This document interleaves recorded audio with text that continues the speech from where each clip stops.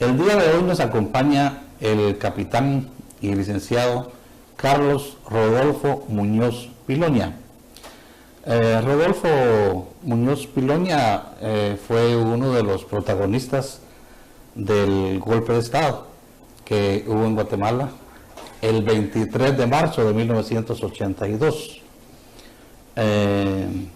Ese fue un momento muy especial en el país. Ustedes lo definen como el inicio de una etapa de apertura o democrática para el país. Y invitamos a Rodolfo porque a propósito de este suceso histórico del país, él acaba de publicar un libro sobre ese movimiento que en ese momento fue impulsado por oficiales jóvenes del ejército por circunstancias que existían en ese momento y que por las que ellos justificaron derrocar al general Romeo Lucas García. Este libro se llama precisamente como está en ese banner, 23 de marzo del 82, y tiene como subtítulo Por la patria todo es poco. Bienvenido, Rodolfo. Bienvenida, Patricia, de nuevo a nuestro programa El Búho. Y queremos iniciar esta entrevista, Rodolfo, con una pregunta. ¿Cuáles fueron las causas principales por las que ustedes dieron el golpe de Estado en marzo de 1982? Gracias, licenciado Barrera. Gracias, licenciada, por la invitación. Me siento muy honrado de estar aquí en El Búho. Me imagino que si es un búho es porque son muy intelectuales y son muy buenos para la lectura. Es por la verdad, más que todo. Es por la verdad. Bueno, pues por la verdad, yo creo que las causas que originaron todo esto fue porque estábamos viviendo una temporada en que decían que eran gobiernos militares, pero el general Ríos decía que eran gobiernos donde los políticos habían utilizado a los militares, mientras nosotros, los soldados de base, los oficiales subalternos, estábamos en la montaña viendo las necesidades y las realidades del país, lo que platicábamos hace un momento, ¿verdad? La miseria que se manifiesta por la indiferencia de los ciudadanos a lo que sucede en el interior del país. Entonces, era interesante ver cómo los políticos a manos llenas hacían de las cosas, claro, comparados con los de ahora eran unas hermanitas de la caridad, pero en aquel entonces para nosotros era excesivo el abuso que había para con los intereses del Estado. Uno, dos, veíamos que el conflicto armado no había forma que se le diera una solución, ¿verdad? Encima de eso hubo unas muertes de algunos oficiales del ejército que nunca se dio explicación. Y cuando la subversión asesinaba a algún oficial o algún soldado, pues con bombos y platillos lo hacían ver. Y esas 6 o 7 muertes nadie se las adjudicó, ¿verdad? Entonces fue una serie de factores. Bueno, y encima todo, en 1974 había habido un fraude. En 1978 hubo otro fraude. Y en 1982 pretendían hacer un tercer fraude, en donde otra vez los políticos estaban utilizando el liderazgo militar para sus fines económicos y políticos, porque los políticos lo que buscan es acceder al poder para agenciarse de fondos ilegalmente, ¿verdad? No hay un espíritu de servicio, platicábamos hace un rato, no hay un concepto de Estado, sino que lo que hay es un mercantilismo para tratar de lograr por la vía ilegal lo que no han logrado por la vía profesional. Entonces todo eso fue sumando, y que el señor ministro de la Defensa había salido asegurando que el ejército garantizaba la limpieza de las elecciones. Y para bien o para mal, a mí me tocó ir a cuidar algunos municipios, como con 200 hombres fuimos a cuidar varios municipios de la capital, y yo vi, a mí no me contaron, yo vi cuando cambiaron las urnas. Yo vi cómo era que las papeletas ya no les dio tiempo de meterlas de uno en uno, sino que por fajo las metían en las urnas cuando las abrían, y era ya muy obvio lo que estaba sucediendo. De tal suerte que cuando yo me presenté a mi comando, dije, mi general, de parte que estoy presente con la novedad de que hubo fraude. Y me dice mi comandante, no sé que están hablando charadas aquí, a nosotros nos pidieron seguridad y los oímos. Muy bien, mi general, a la orden C. Ahí terminó, en apariencia. Pero yo había estado en el 76 y 77 en Quiché. Y me vine con el ministro de la Defensa justamente cuando se iba a dar el cambio de gobierno en el 78. Y en una reunión informal en mi casa de despedida, yo les dije a los oficiales que estábamos ahí tomando unos tragos, y les dije, miren, así como estamos combatiendo la subversión, debemos de atacar a los políticos porque son ellos los que meten en problemas al ejército, ¿verdad? Que nos tienen como el garrote para asustar a la población, para los beneficios de ellos.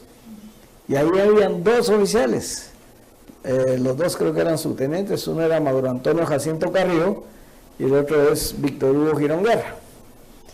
Trasladándonos al 82, ellos se juntaron despuesito de las elecciones del 82 y entonces comenzaron a gestar la idea de hacer algo por el país.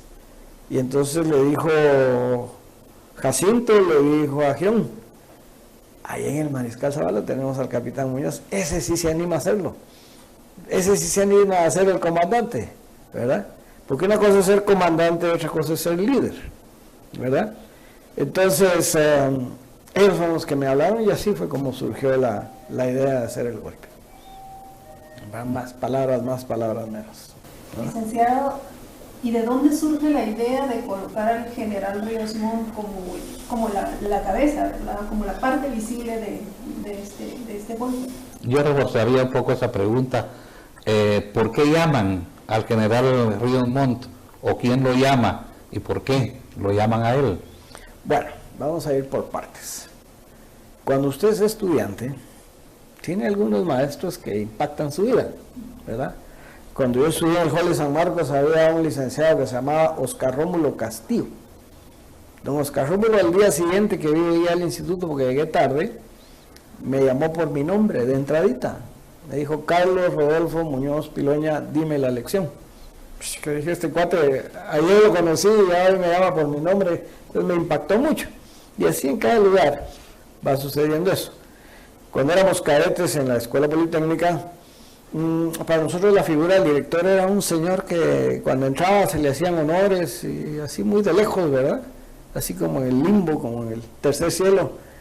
Y cuando cambian y ponen al general Ríos, él se nos aparecía hasta entre la sopa. El hijo de él, el capitán Homero Ríos, que en paz descanse, era mi centenario. Cuando usted le asigna un número y los de que son cada 100, pues se le dice centenario. Era mi centenario. Y una noche, como a las 11:30 de la noche, iba yo molestando a Homero. Lo llevaba así en Zapillo, dicen los civiles, nosotros decimos en Culiche. Y de repente, en la oscuridad de la noche, ¿qué le hizo al capitán Ríos? Hijo de la madre, dije, es el director, ¿verdad? Y encima trata ¿verdad? Pues, de parte que es mi centenario, mi general, ¿verdad? Y yo con mi centenario puedo hacer lo que yo quiera. Si planchó, mándelo a la guardia. Si no planchó, mándelo a dormir. De parte que es mi centenario, me dejan a decir que la piedra con el coyolo. Total que se fue, mándelo a dormir. Y le dije, mira, si tu tata me echa de la escuela, vos te vas conmigo. Mi cabo, me dice, si mi papá va matándose la risa de lo que usted está haciendo, ¿qué le va a echar? ¿Verdad? Entonces, todos esos detalles hicieron que el general Ríos, en los cadetes que fuimos sus alumnos, nos impresionara mucho. Un discurso moralista impresionante. Él era católico en ese entonces, y en la bolsa derecha de la camisa cargaba donde uno había un 100, que es las órdenes generales para oficiales, y en el otro cargaba un Nuevo Testamento. Era interesante. Más o menos, ¿de qué año estamos hablando? ¿Antes de 74? 70, 69, 70, 70 creo que fue. Ajá. Y entonces nos impactó de tal forma que dijimos, tiene discurso, tiene una personalidad atrayente totalmente, ¿verdad? Y tiene carácter. Este hombre logra que se hagan los cambios que necesita el país. Aparte de eso, ya había participado en una elección, la había ganado, porque el mismo general Ávila, que era un caballero, Lo llamó y lo felicitó porque ya había ganado. Pero cuando el árbitro llegó al palacio le dijeron, no, usted ganó. Pero sí, no, usted ganó. Bueno, yo gané pues. Y creímos que ya tenía un equipo de gobierno y un plan de gobierno. Entonces era la figura, porque encima los guatemaltecos tenemos una debilidad, diría yo, y es que siempre nos vamos por el que pierde, por el que sufre, por el menor, ¿no? En una pelea de box, Mike Tyson le pega una mordida y se patea al otro, ay pobrecito, el otro lo mordieron y no dicen que bien Mike Tyson que ganó, ¿verdad? Entonces él tenía a su favor en la población que él había perdido, había ganado, pero fue un gana-pierde la elección. Entonces él llenaba todos los requisitos bajo nuestra humilde perspectiva para hacer un buen gobierno, un buen trabajo. Por eso lo escogimos. Probablemente era el único militar de alto nivel que contó con ustedes pues en ese momento, o habían otros de mayor rango que los apoyaban. No, ninguno nos apoyaba. El de mayor rango que estaba en el movimiento era yo y era capitán segundo. Sí. O sea, yo creo, porque me llegó el rumor de que habían 5 conatos de golpe de Estado. Entonces cuando dijeron golpe, todos dijeron es el mío. Pero cuando ya lo vieron a nosotros ahí, ¿y esos qué hacen ahí? Si esos no eran, ¿verdad? Pero resultó que habíamos tomado el control del país y que gracias a Dios hicieron cosas que creo que sí iniciaron la apertura democrática. ¿Y cómo estaban organizados ustedes cuando dieron el golpe? ¿Era un consejo, era un comité, era una organización? Nosotros le agarramos el concepto de la subversión. Es un concepto de compartimentación. A y B trabajan para C, pero A y B no se conocen, no saben que están, ¿verdad? Entonces, 2 o 3 fueron los que sirvieron de enlace. Alguien que fue muy valioso para eso fue Víctor Hugo Girón Guerra, que estuvo visitando varios cuarteles y fue el que fue a hacer los contactos. Mire, vaya, hable con fulano.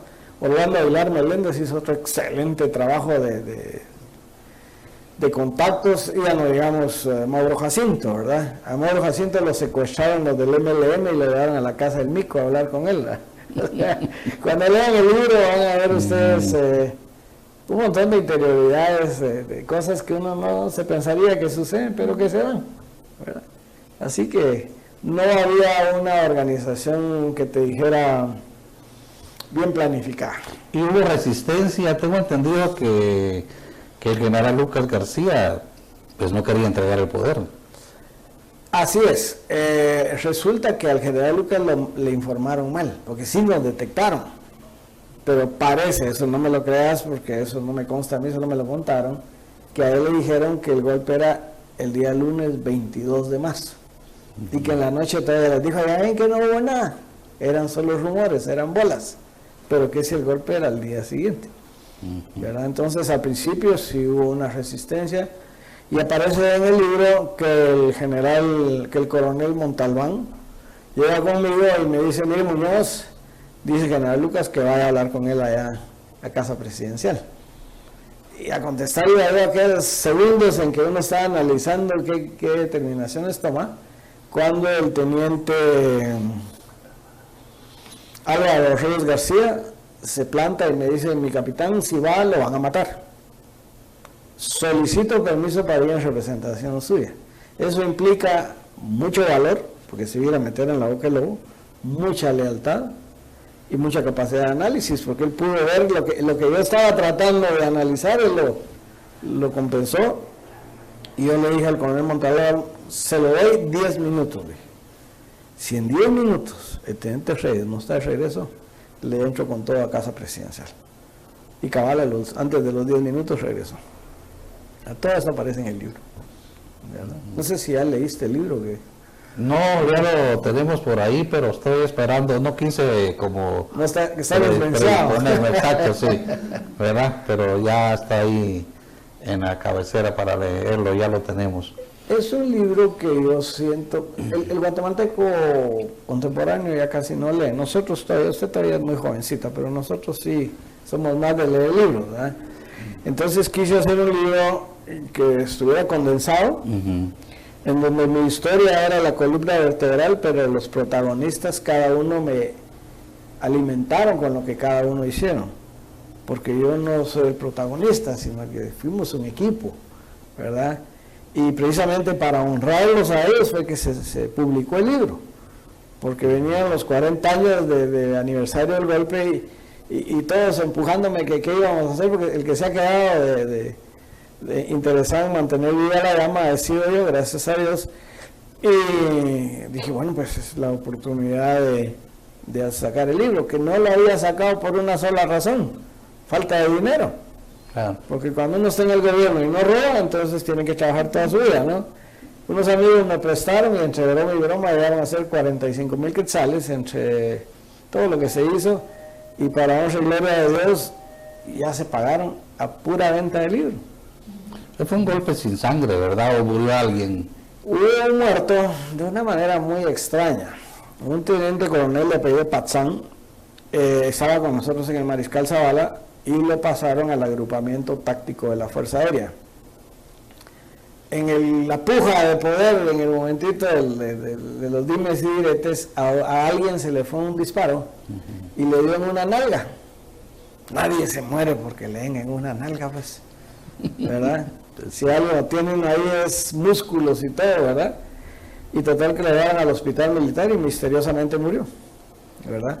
No sabemos si es que del otro lado han querido tener una víctima, qué sé yo, o si realmente estaba tan grave. A mí me dolió tremendamente porque él era amigo nuestro. Él pensaba como nosotros. Yo estoy seguro que si le hubiéramos hablado, él se hubiera venido con nosotros. Pero fue un accidente de alguien que se le fue un disparo. De no haber estado el general Ríos, ¿tenían ustedes algún otro candidato? Esa es otra parte que salió en el libro. Fíjense que estábamos, en el parque yo tuve mucha presión, porque todos son héroes, pero el que se quedó recibiendo toda la presión fue su servidor. Y en eso yo un oficial, permiso mi capitán, ¿qué pasó? Doy parte que dice el general Ríos que no viene. Ups. Junté como unos 50, 70 oficiales que habían ahí, le dije, muchachos, el viejo que no viene. ¿Qué les parece fulano? No, ese es un ladrón, ese es un no sé qué, y me engano, ya sabe cómo es nuestra gente, ¿verdad? Y entonces otra vez Álvaro Rodríguez García, que era muy, muy particular, que en paz descanse, me dice, mi capitán, ¿por qué no estamos haciendo bolas? Me dijo. ¿Por qué, Álvaro? Le dije, ¿quién tiene el mando? Pues yo tengo el comando de la operación. Pues usted se cae de presidente, me dijo. Un momentito, le dije. Una cosa es comandar una operación militar, que es para lo que estamos preparados, y otra cosa es gobernar un país. Eso ya son otros 20 pesos, le dije. Suficientemente grande es la camisa en la que estoy metido para meterme en otra madrante. Ustedes se quedan, y se fueron todos y me dejaron con que yo me quedaba. Por eso María García dice que yo fui presidente de Guatemala 4 horas. Es lo que llegaba a Río. Gracias a Dios, mire, cuando apareció Río nunca lo había visto tan bonito, tan sublime cuando llegó a quitarme la brasa de encima. Sí. ¿Ustedes tenían algún plan de gobierno? ¿Cuáles eran las metas porque se plantearon ustedes cuando dieron el golpe? Claro. A algunas iniciativas, algunas acciones de gobierno. Correcto, dentro de esas acciones de gobierno yo se lo hice ver al coronel Maínez, era el agregado militar de la Embajada de los Estados Unidos. Porque otra vez estábamos en el parque cuando yo vi a un canchón así con un blazer azul con gris, muy elegante. Le dije, muchacho, nosotros al civil le decimos Pachuco, ¿eh? Y ese Pachuco que está ahí, ¿quién es? Es un coronel, mi capitán. No, le dije, yo conozco a todos los coroneles y ese no es coronel. Bien, es el agregado militar de la Embajada de los Estados Unidos. Porque yo no sabía que había que pedirle permiso a los gringos para dar golpe de Estado, ¿eh? Entonces lo hicimos sin permiso, imagínense. Si no lo dan ellos, a saber. Sí, por eso no hay golpe, ya sabes dónde. Bueno, lo cierto el caso es que llegó el gringo ahí conmigo y le dije, mire, usted tiene comunicación con el presidente Reagan. Sí, me dijo. Dígale por favor que no tenga pena que no somos gente de izquierda.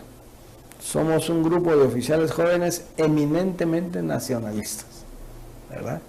Que lo que vamos a hacer, y ahí viene tu respuesta, es convocar a elecciones en un tiempo perentorio para darle el poder al que el pueblo de Guatemala elija, no importa quién sea, ¿verdad? O sea, nuestra prioridad uno era poner a un presidente que realmente fuera representativo del país, que estuviera con la voluntad popular.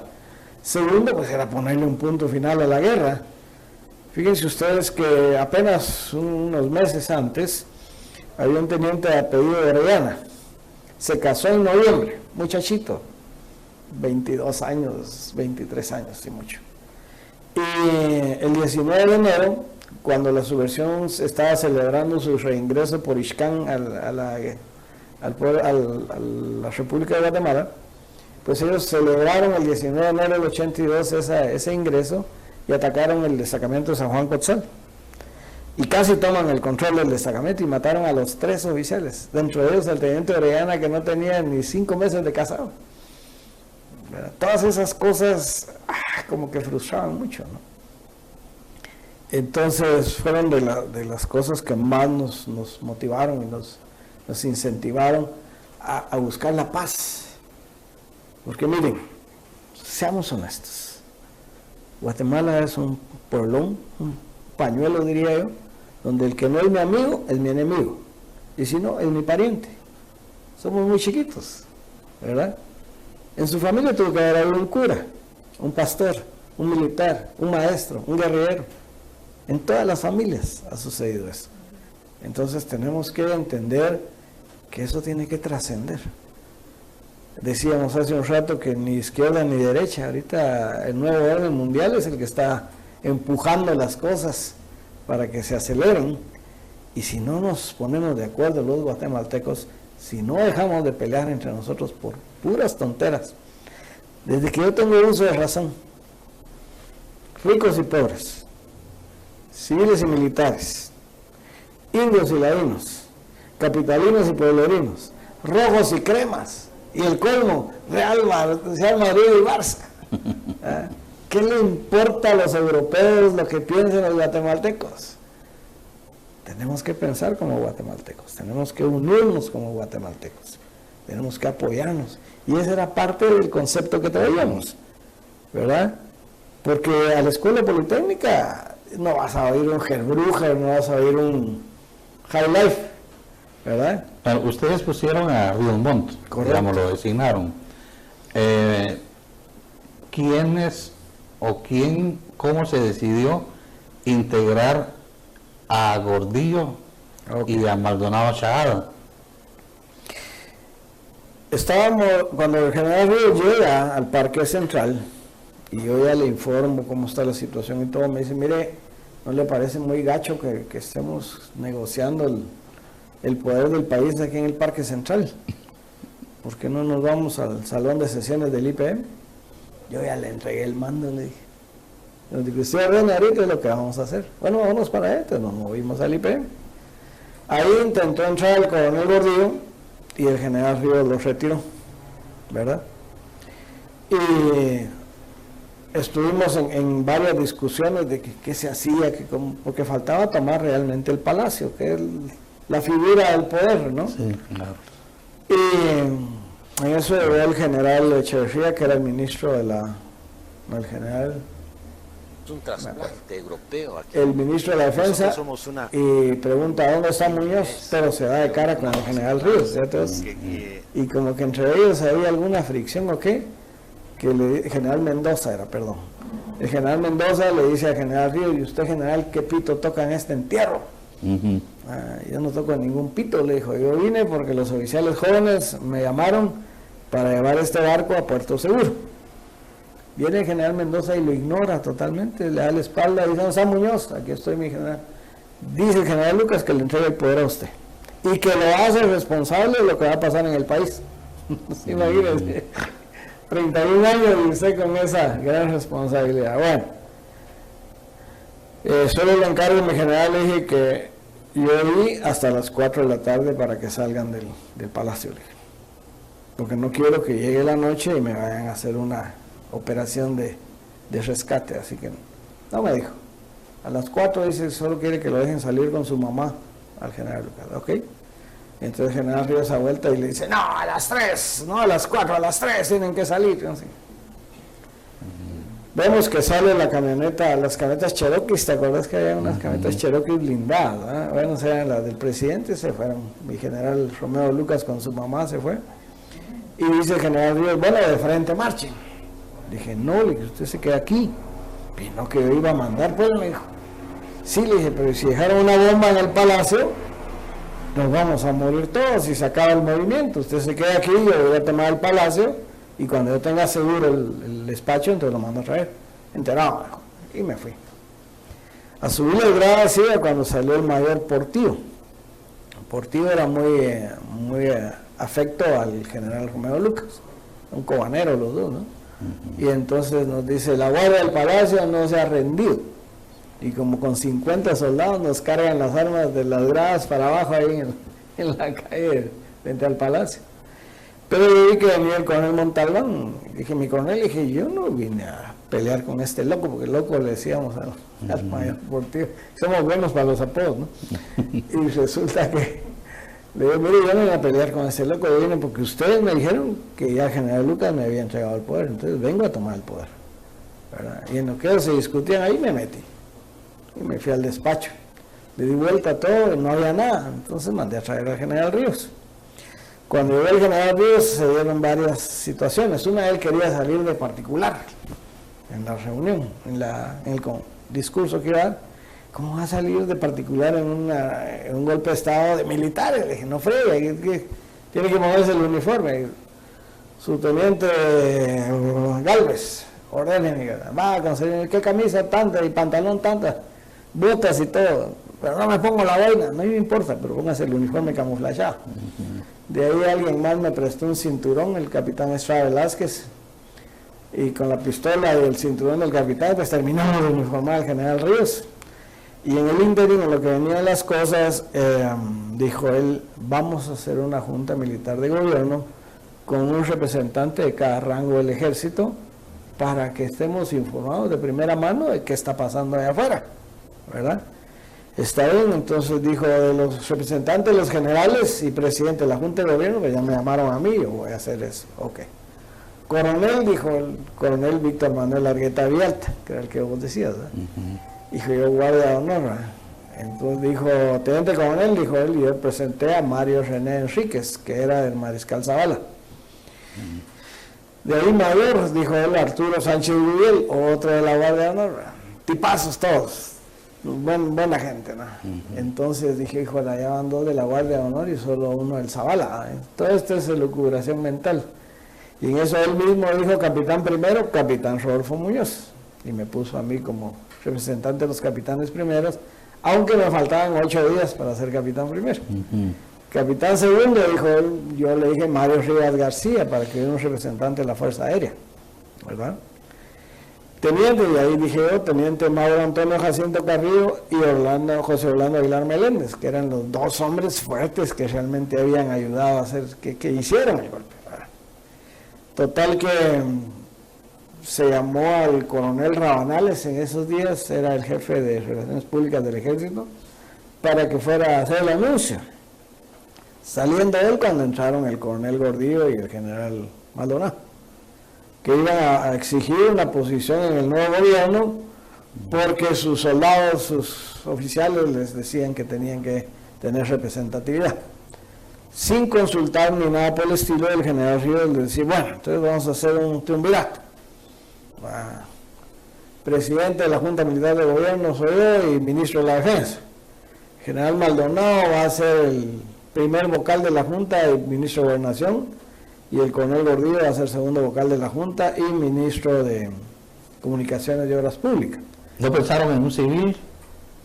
Estoy contando lo que él dijo. Él ya no, como ya tenía el mando, y ya no consultó nada. Sí, pues. Y lo que hicimos es que nos quedamos viendo nosotros como que, bueno, y nosotros fuimos los que hicimos y qué pasó, ¿verdad? Y agarró la idea, que era un tipo muy hábil. Y entonces dijo, vamos a hacer una junta militar asesora de la Junta Militar de Gobierno. Y a los mismos que había nombrado al principio, pues nos puso en la Junta Militar, que le dio mucho dolor de cabeza a los que siempre están acostumbrados a manipular las cosas, porque nosotros siempre nos condujimos con la verdad. Y otra vez, como les digo, yo caigo mal por decir la verdad, era ahí por no prestarme a movidas. Entonces así fue como se conformó la Junta Militar de Gobierno. ¿Esta Junta Militar qué papel tuvo durante el año que gobernó el general Ríos el país? Mire, gobernaron como 2-3 meses nada más. Muy importante porque tanto gobernación como comunicaciones son dos ministerios muy, muy importantes, ¿verdad? La infraestructura vial del país y todo ese tipo de cosas, y la seguridad ciudadana. Sin embargo, el general Ríos conformó un consejo de comandantes a principios de junio, finales de mayo, principios de junio, y ese consejo fue el que soportó la salida de los dos triunviros, porque no había unidad de mando. Para gobernar un país se necesita que haya unidad de mando. El matrimonio tiene que haber unidad de mando, ¿verdad? El hombre manda y la mujer gobierna. ¿Verdad? Ese es un concepto muy, muy nuestro, ¿no? Entonces, él se quedó como el presidente de la República y de alguna manera la Junta lo ayudamos a tratar de mantenerlo informado, porque fíjese que los ministros siempre llegan con grandes proyectos y grandes planes, pero como nosotros, en lo personal, yo casi no era conocido. Era un patojo de 31 años, ¿ves? Por ejemplo, me llama un día un amigo y me dice, ¿estás de particular? Sí, le dije, ¿puedes venir aquí al San Juan de Dios? Al que estaban reconstruyendo, porque desde el terremoto no habían terminado de reconstruir el hospital, pero el general Lucas, que era muy, muy bueno para infraestructura, terminaron casi la hora de reconstrucción, nos quedaron poquitas cosas a nosotros, y me dijo, venite al Parque de la Industria, ¿verdad? Entonces me fui al Parque de la Industria y le dijo al director, mira, aquí está el...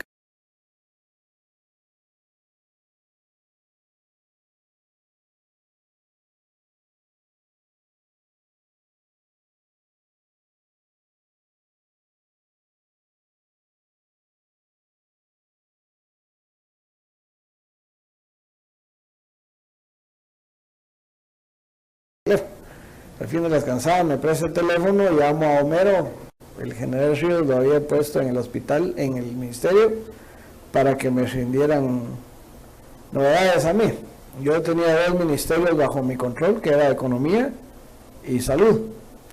Entonces le dije, mira, me puedes poner al ministro, y me pusieron al doctor Adolfo Castañeda Felice. Y, ¿qué tal, mi capitán? ¿Cómo estás? Mira, Fito, perdona, le dije, estás muy ocupado. Para vos no, me dijo, ¿qué quieres? Si te puedes venir aquí al Parque de la Industria. ¿Y cómo no? A los 10 minutos estaba el doctor ahí, ¿verdad? Para todos, el pobre director del hospital se le fue el alma al cuerpo, porque ¿quién es este patojo baboso para que llame al ministro y el otro esté en 10 minutos aquí, ¿verdad? Entonces el doctor le dije, aquí está su ministro, por favor cuéntele a él todo lo que me contó a mí. Y yo voy a ir aquí en medio por si se le olvida algo, le dije, se lo voy a hacer el recuerdo, ¿verdad? Total que fuimos y se tuvo que descoser el doctor y contarle todas sus angustias al ministro, ¿verdad? Cuando terminó de hablar con él, le digo, muchas gracias doctor, nos disculpa un momento.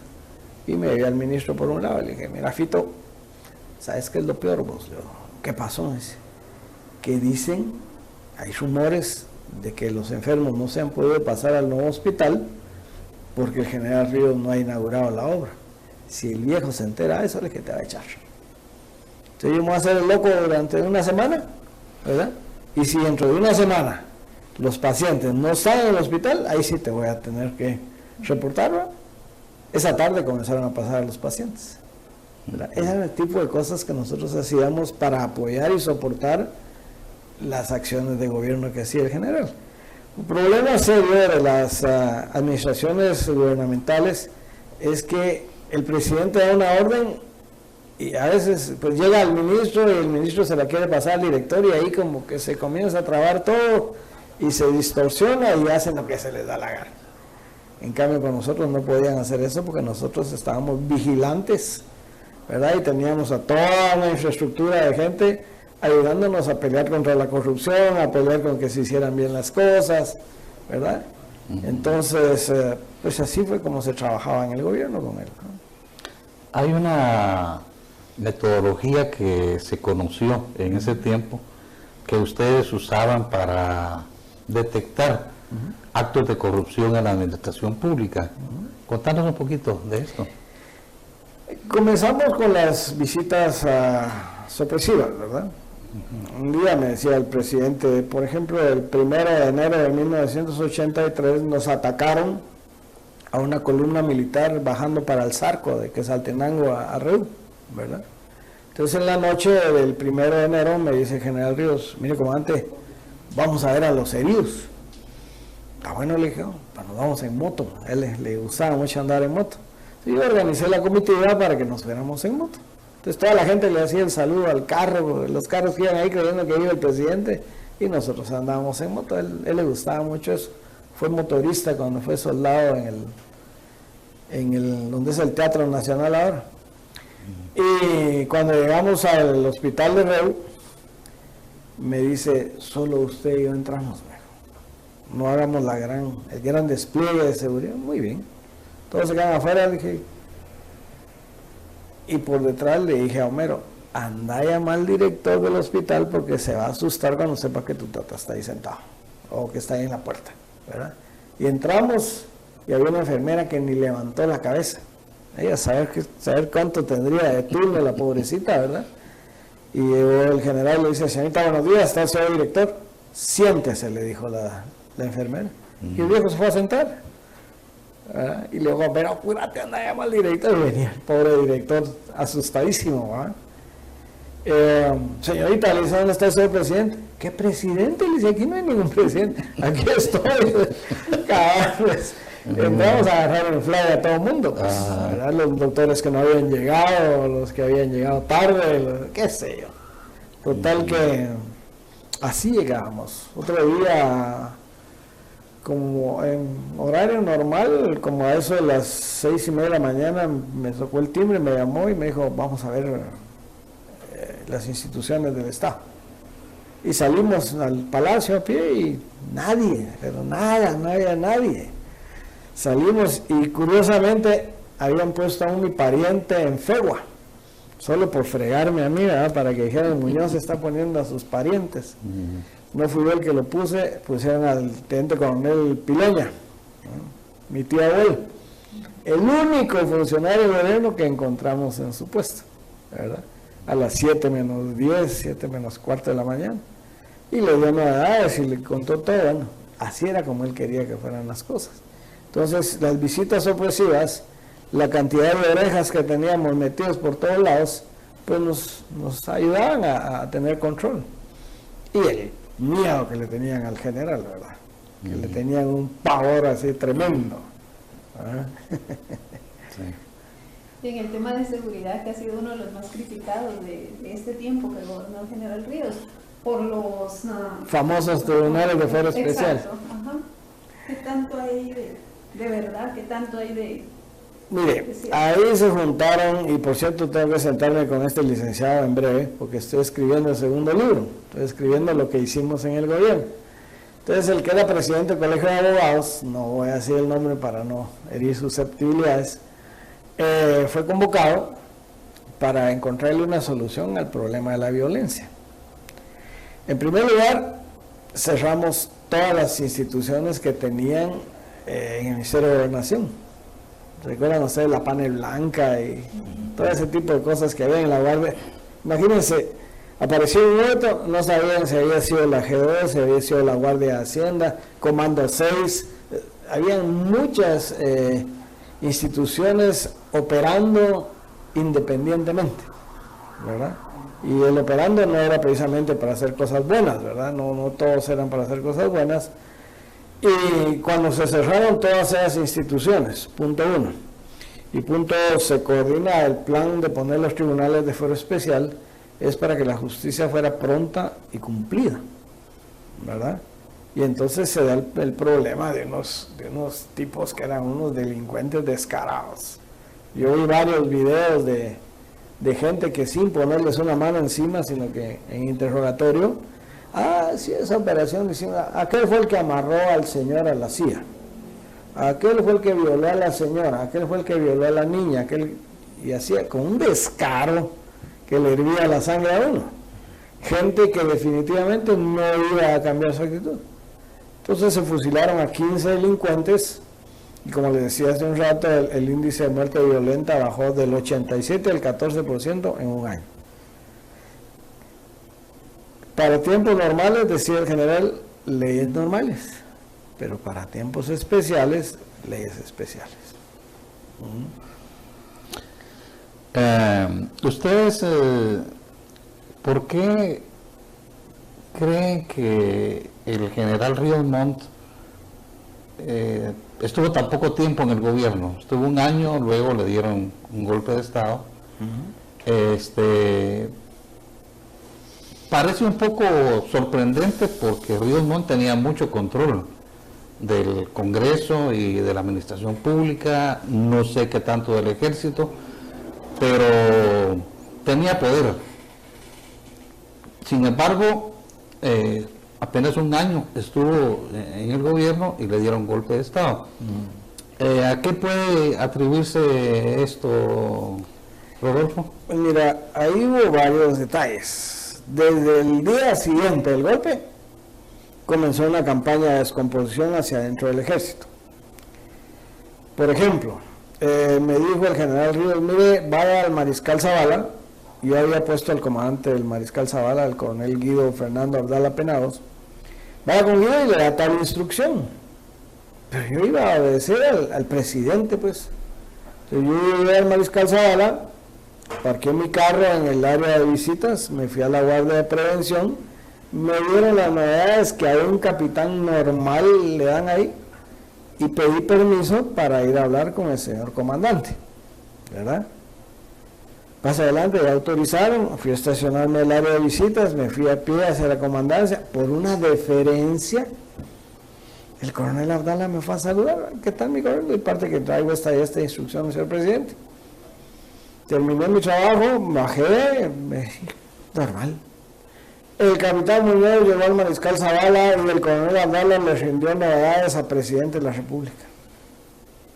Como que si yo era el presidente, yo no era nada, yo era un asesor, ¿verdad? Claro, había mucha responsabilidad sobre mis hombros en el sentido de que él me delegaba funciones. Por ejemplo, había un decano que había estado secuestrado por la subversión.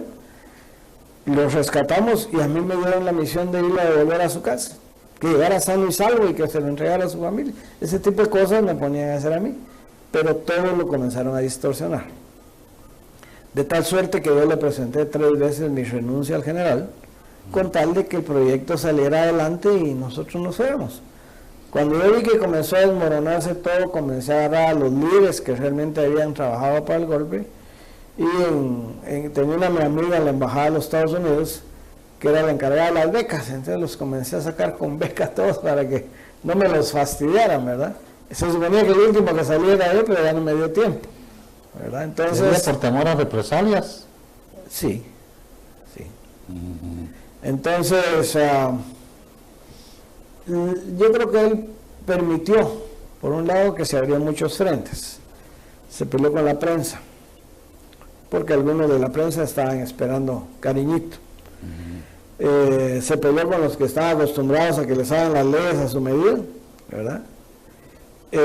Monseñor Pedecer inventó una guerra religiosa que no existía, porque con Monseñor Casariego eran compadres con el general Ríos. Yo los oía cómo se hablaban, pero como se muere Casariego y entra Pedecer, que estuvo sosteniendo el puesto un tiempo, entonces ahí se inventa la guerra religiosa. Por supuesto, yo no había pedido permiso a la embajada y los de la embajada tampoco estaban contentos. Al embajador le costó su chance, toda su vida diplomática la terminó ahí, paró dando clases en una universidad, entonces estaban muy molestos con nosotros. Y los colegas que habían sido desplazados, pues no querían perder el hueso, pues entonces se reorganizaron y entre todos le hicieron la campaña a él. Ya para entonces ya había salido el gobierno, él había sido debilitado por distintos frentes. Entonces cuando le dicen que se vaya, encima de todo no defiende nada. Dice, yo no puedo venir aquí. Y si ustedes quieren que me vaya, pues me voy. Y se fue. Vamos a volver en un momento.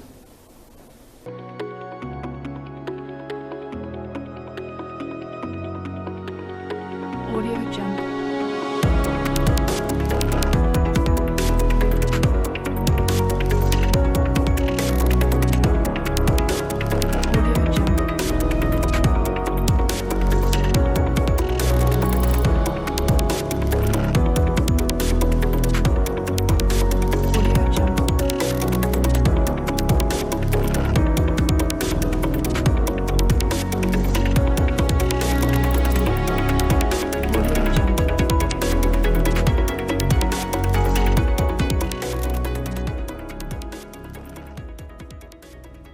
otras palabras, los oficiales que dieron el golpe se fueron retirando no llegaron hasta el final con Ríos Montt, ¿o sí? No, es que eso fue precisamente lo que yo visualicé. Ajá. Tenía un asesor que era el ex sacerdote Luis Pellicer, les contaba, ¿no? Y aquel me dijo, mira, a ustedes les van a votar por esto, y me dio toda una relación de causas que podrían hacer que votaran a Ríos. Y entonces yo hablé con una señora, Elvirita Sáenz de Tejada, que era la encargada de las becas en la Embajada de los Estados Unidos.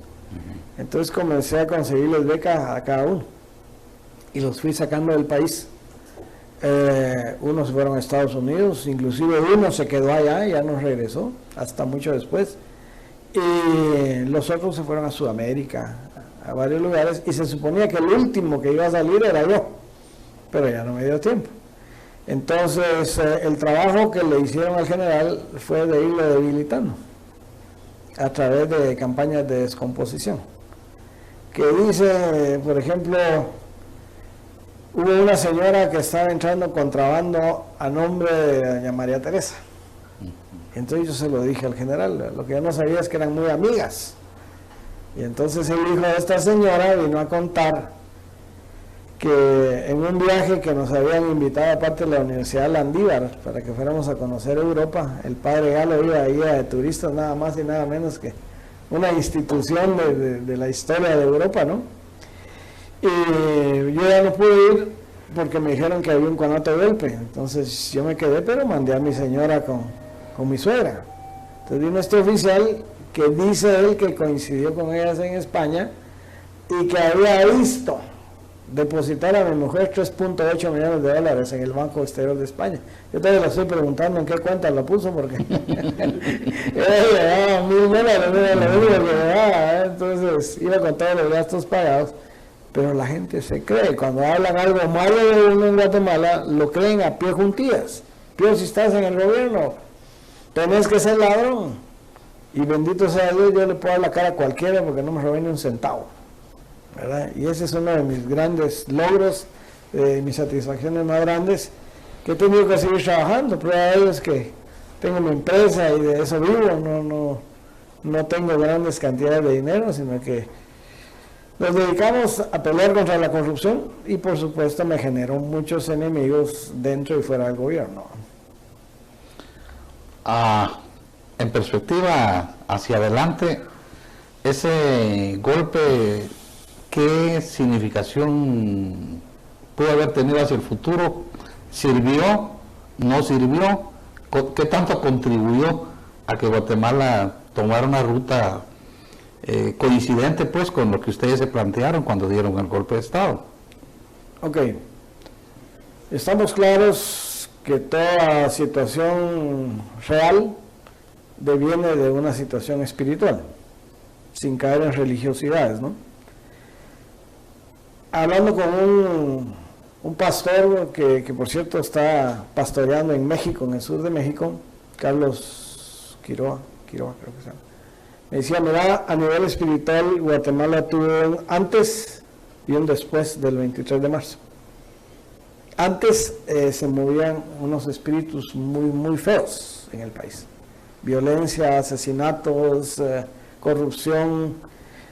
Inclusive nosotros vivimos en cuando pasamos a casa presidencial, dormíamos en la Sexta Calle y Sexta Avenida. No se han visto que hay unas persianas, ¿verdad?, en un apartamento ahí.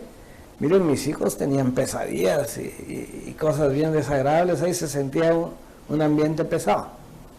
Trasladémoslo a la realidad. Los políticos, especialmente el monje negro, había creído que la silla presidencial era una silla hereditaria. A mí me dijo alguien, mire, mi capitán, no se haga bolas, hombre, antes del golpe. Mire, pues, después del general Guevara viene el general Benedicto. Y después del general Benedicto viene el general Cuyum. O sea, ya tenían ellos su escala de quiénes iban a ser los próximos presidentes. Entonces, cuando nosotros rompemos eso sin saberlo, porque lo que a nosotros nos molesta, nos motiva, se los expresé hace un rato, y decidimos intervenir para cambiar el giro de la historia. Y ustedes pueden ver que antes había un registro electoral nada más. Hoy hay un Tribunal Supremo Electoral, que en aquel entonces, mis respetos, el señor que fue el primero presidente del Tribunal Supremo Electoral era respetadísimo en Guatemala. Hasta ahora que han estado prostituyendo las elecciones, que la elección pasada se llegó a afirmar que había habido un fraude, ¿verdad? Y ahora son electrónicos, ¿verdad?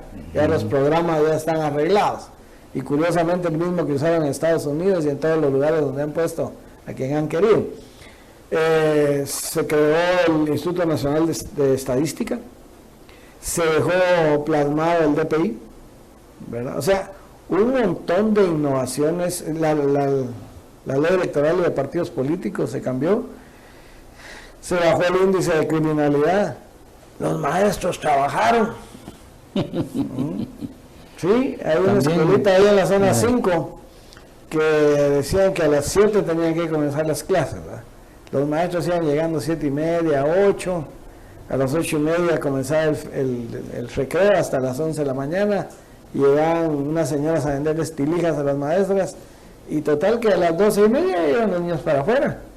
Pero me cuentan ahí que a partir de cuando nosotros estuvimos, a las 7 en punto estaba todo el mundo en su puesto, ¿verdad? No hubo corrupción, o si la hubo fue mínima, y se le dio al país un sentido de esperanza. Y creo que de ahí viene un poco la institucionalidad que funciona hoy, incluso la Procuraduría de los Derechos Humanos, me parece. Sí, mira, el problema ha sido que las leyes no se usan para lo bueno, sino que siempre el Chapín como que tiene la habilidad para echar la ley, echar la trampa, ¿verdad? Porque yo recuerdo, solo como un ejemplo de lo que estaba hablando de espiritualidad versus práctica, a los 3-4 días del golpe yo pasé por la zona viva, ¿verdad? Por los hoteles aquellos, y antes estaba todo cerrado a las 7 de la noche, y cuando yo pasé por ahí a las 10 de la noche era una fiesta, pues. Hubo gente de izquierda que me fue a agradecer a mí.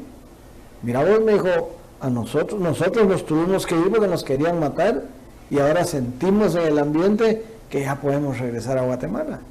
Un montón de gente de la Universidad de San Carlos y de varios lugares que reconocieron la apertura democrática real. Ya no había una panel blanca, ya no estaba un Donaldo Álvarez, ¿verdad? O sea, la apertura que se dio fue real. No abusamos para nada. En un viaje que fui a Washington, unos cubanos me hablaron en Miami y me dijeron, mira vos, sabemos que a ustedes les interesan un par de personajes que hay aquí en Estados Unidos y te los podemos entregar empaquetados en Guatemala. Así le dije, oye, ¿y qué quieren a cambio? Que de gratis no lo van a hacer. Querían que pusiéramos un camión que estuviera desde Poptún hasta Izabal, hasta Puerto Barrios, que estuviera caminando ahí, transmitiendo una radio para atacar a Radio Habana, Cuba. Entonces cuando vine con el general le dije, mire, fíjese que esta oportunidad, a Guatemala le gusta el pan, le gusta el circo, imagínense qué circo logramos si tenemos a fulano y a sultano aquí, ¿verdad? Sí me dijo, ¿y qué va a pasar cuando usted quiera matar al marido de su amante? ¿Qué tiene que ver una cosa con otra? Le dije, sí, me dijo, porque si lo dejo que transgreda la ley en esto, ya va a poder transgredir la ley en otra cosa.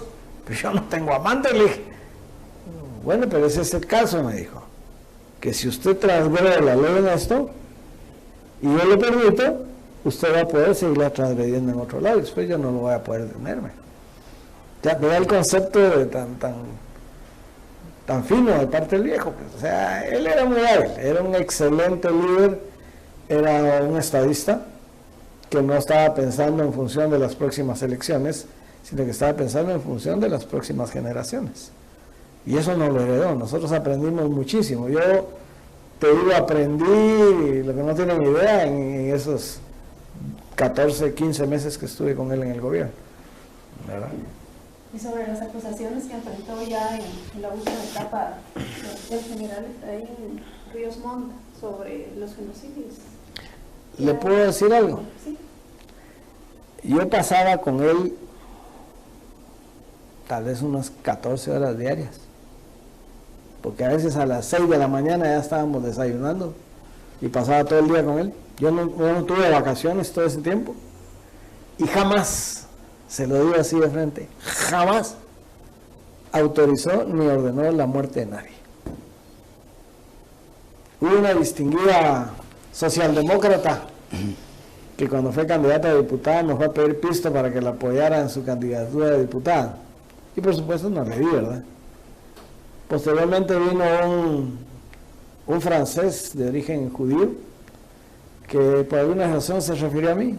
Y ella le dijo, él era el que iba a asesinar a la gente que ordenaba Ríos Montt.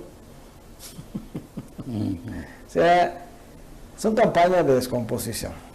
Desafortunadamente la guerra continuó por otros medios y no hemos, los guatemaltecos, tenido la madurez de entender que lo que nosotros hemos sido es el teatro de operaciones y los muertos que hemos puesto de intereses ajenos a nosotros, ¿verdad? Porque así como los gringos han sido unos hijos de mala madre, los rusos no han sido unas santas palomas, ¿verdad? Y en ese periodo de la Guerra Fría, pues nosotros fuimos el teatro de operaciones y los muertos. Ahora se está manejando en las redes sociales. Mire usted puede ser una persona digna, pero le sacan una bola en las redes sociales y ya todo el mundo da por sentado. Ya todo el mundo da por sentado. Y lo crucifican a uno sin ton ni son. Pero los net center ahora que están funcionando. Sí. Sí. Entonces, yo creo que tenemos que tener dos dedos de frente y entender, ¿yo le he hecho algo malo a usted alguna vez? ¿Te he hecho algo malo a vos? Sí, no, por supuesto. Es lo que vamos a pelear. El Porque general- vamos a sudar calenturas ajenas. Sí. Que si en los 70 nos echamos bala. Ok. Pero yo, le voy a contar otra intimidad. Yo tuve una mi noviecita de mano sudada cuando era patojo en el Hall de San Marcos. Y no resultó ser la esposa de Gaspar y Gómez.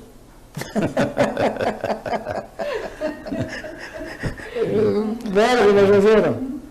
No tenemos por qué pelear. Es absurdo que hoy por hoy todavía estemos peleando. Bueno, el general Alejandro Gramajo escribió un libro que De la se guerra a la llama guerra. De la guerra a la guerra. Yo nunca le entendí el sentido, porque yo le hice el prólogo y le revisé ese libro al general Gramajo, tuvimos mucha amistad, pero nunca, al principio no le entendí el título, De la guerra a la guerra, porque, bueno, con los acuerdos de paz se supone que la guerra terminó, hasta con lo que hemos vivido después de la firma de los acuerdos de paz, todo lo que estamos viviendo, uno entiende por qué o qué es lo que quiso decir el general Gramajo con ese título. Porque sin duda lo que vivimos es una guerra de palabras, por otros medios. de palabras, de posiciones, de luchas ideológicas, luchas de descalificación, luchas contra la corrupción. Entonces, sí. Corrupción porque vos estás robando lo que yo quiero robar. Bueno, puede ser una razón, puede ser otra también. Mirá la Más legítima. ministra de Salud que veo la patojita aquella, que no vamos a decir el nombre, pero sabemos quién es, y se clavó 30,000 millones de quetzales. Por eso digo que estamos viviendo una guerra ya no armada, ya no militar, Pero sí de desprestigio. pero sí una guerra de descalificación, de desprestigio, que ha polarizado a la sociedad guatemalteca. Entonces, por eso preguntaba un poco hace un momento sobre el significado hacia el futuro de ese golpe, porque en la época actual, bueno, han pasado 40 y pico de años, 40 años, ¿verdad? Del golpe El 82. del 82. Pero digamos, al paso de 40 años vivimos una situación caótica, una situación muy complicada, muy crítica en el país, Entonces, pues en ese sentido creo yo que la experiencia de ustedes, lo publicado en este libro, resulta ser como aleccionador, pues en virtud de que las cosas que se están viviendo posiblemente no sean muy diferentes a las que se vivían en aquel tiempo. Pero es otra situación la que estamos viviendo hoy día. Pienso que hoy es impensable un golpe de Estado. ¿Por qué? No sé, pienso yo, ¿cómo lo ves vos? Yo creo que nunca hemos estado más cerca de un golpe de Estado como ahora. Uh-huh. Porque para ajuste, si yo quiero tener la representatividad de una nación, primero tengo que haber ganado una elección. Segundo, tengo que haberle mostrado al pueblo que yo estoy para su servicio. Pero que sea una elección ganada legítimamente, ¿verdad? Eso es lo que voy. Uh-huh. Porque se ganó, pero fue un gana-pierde, ¿verdad? ¿Cómo es posible que doña Telma Cabrera quede en tercer lugar, creo yo, y no tiene ni un alcalde?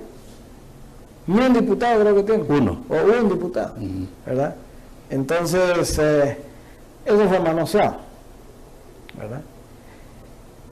Para ajuste, sin tener el respaldo popular, se pone a pelear con el hermano mayor, ¿verdad? Entonces, como que está retando a que se quiere ir, ¿verdad?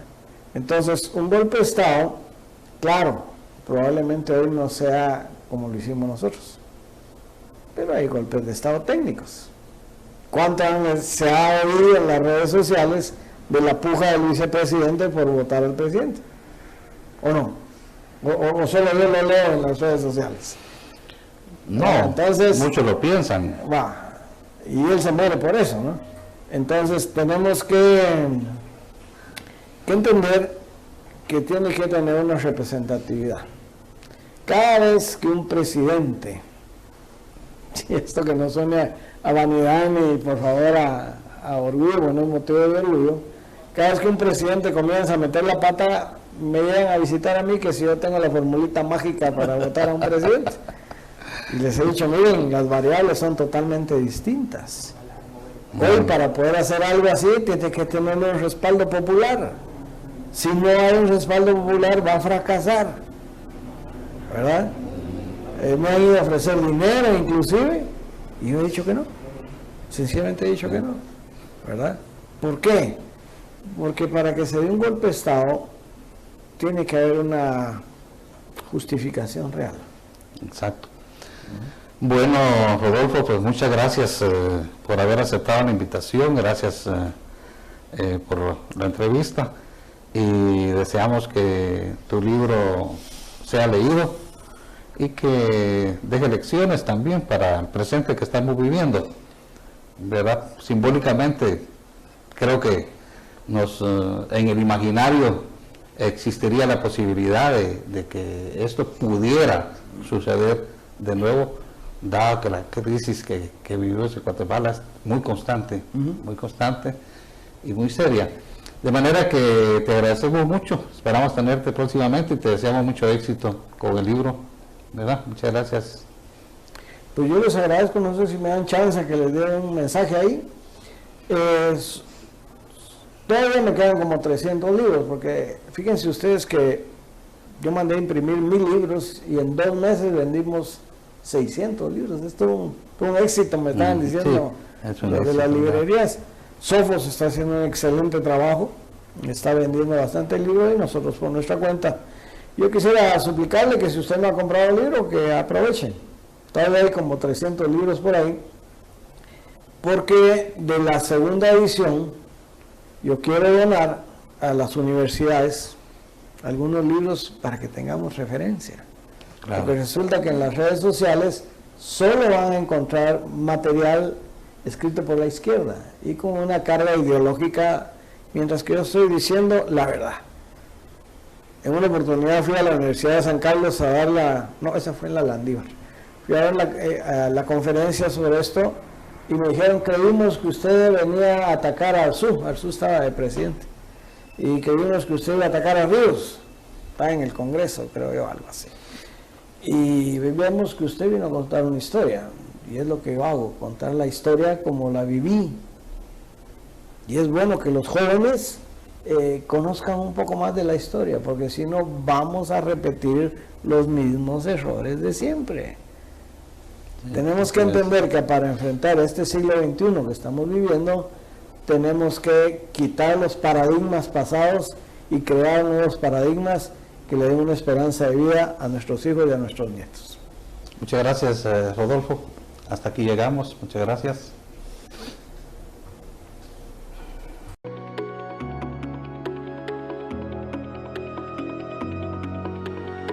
Audio Jungle.